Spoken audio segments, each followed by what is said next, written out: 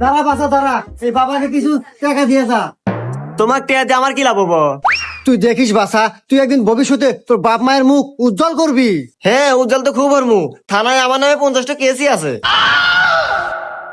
আরে বাসা, জীবনে এগুলো হয় থাকে। তুই একদিন দেখিস কষ্ট করে টাকা কামাই করে এই গ্রামের ভিতর সবচেয়ে বড় রাজপ্রাসাদ করতে পারবি। হ বাবা, আগে রাজভাষাতে আসিল, যেদিন থেকে কষ্ট করে ইনকাম করা শুরু করছি তারপর থেকে ভালো বাসায় থাকি। কে বাবা, তুমি এত কি কষ্টে কাম করছাও? অনলাইনে জুয়া খেলছি। হুমুন্দি কয় গিরা? আরে বাবা, তোর বাপ মা খুব ভালো থাকবো, খুশি থাকবো, তাও কিছু দে।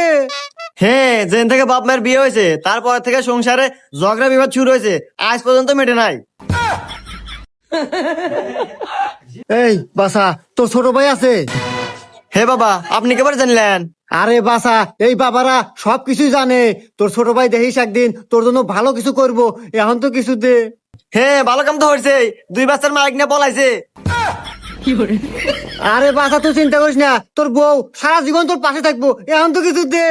আরে বাবা, ও তো আমার বউ নিয়ে পলাইছে। আরে তোর তো পৃথিবীতে বেঁচে থাকার অধিকার নাই, তুই মরতে পারিস না।